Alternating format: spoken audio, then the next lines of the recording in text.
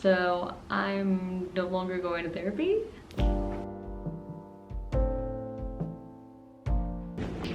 Hello vlog, welcome back to my channel. We're kicking off the month of May with a mental health video. This is actually a continuation of this video. I'll link the card up here so you can watch. I highly recommend watching that first because we're gonna touch on some of those things here. Let's talk about life after 2 years of going to therapy. This last December, summer 2023, I completed 2 years of consistently going to therapy. This was something I was actually pretty proud of. I've never been this consistent with some sort of treatment. This was like a huge deal for me. A couple things to note. I was paying out of pocket for therapy for about 1.5 years. And then I started using my insurance, but I still had to pay a copay. And in January of 2024, so this year, my work actually switched to a new insurance provider. So my therapy was no longer covered under this insurance. And the amount of therapy I was receiving was between weekly and bi-weekly. So for a couple months I did once a week, and then for a couple months I did every 2 weeks. I really enjoyed going to therapy every 2 weeks just because it gave me some time to kind of like live my life and not feel like I had to run to my therapist every week about like a weekly recap of problems she could help me solve. Once my insurance was changed, I could no longer afford therapy out of pocket. So having to pay more and having to continue to drive pretty far just made it hard for me to want to continue going to therapy. Also, I felt like I had been going to therapy so consistently. I just felt so programmed. It's a weird thing to explain. I just felt like I got into this routine of, like I mentioned previously, where I would have issues, and instead of like dealing with it or hashing it out like everyday people do, I would sit on the situation, not deal with it, and then I would wait to go to my therapy appointment, talk it out with my therapist, see how to go about it, and then make a decision. I honestly don't think that's a bad thing to do. However, I was becoming too dependent on doing that.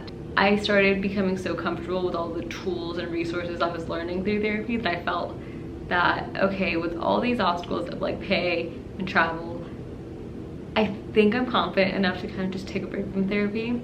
And it actually was a very abrupt decision. I never had a final session, which broke my heart, but it was just a situation where I just had to send an email being like, I can't afford this anymore. Like, I can't even afford to go to my next session. That's how much it was. I loved the last 2 years of going to therapy. I had incredible therapists. 1 year I worked with one therapist, the second year I worked with another, and they were both fantastic. My last therapist specifically, I just felt very cared about, and I felt like she was rooting for me to succeed and grow. And I really enjoyed how much she made me feel like I was a person and it was okay to go through the things I was going through.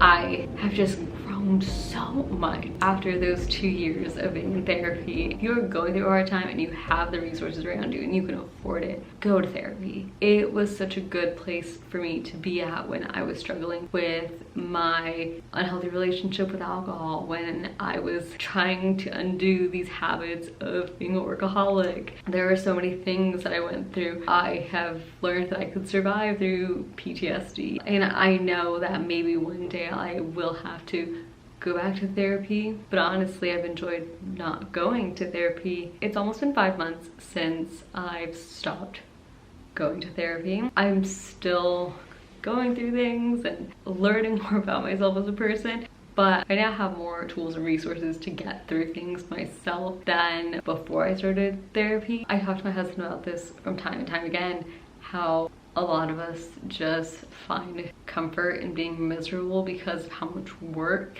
it takes to get yourself out of a miserable mindset, a depressive state. There is work that has to be done to get out of those things, and it takes a lot of effort and time and patience and trial and error, and it's hard. It's not easy, and I think that's why some people stay miserable. So I was that person for so long, and now that I've put in the work and I've gone to the other side, it was all worth it to get here. May is Mental Health Awareness Month, so I'd love to answer some questions you may have for me in the comments down below. DM me, message me, find me on Instagram. Let's start a conversation. I'd love to do a mental health Q&A later this month, so drop them down below and subscribe for the next video because I have so much planned for the rest of this month.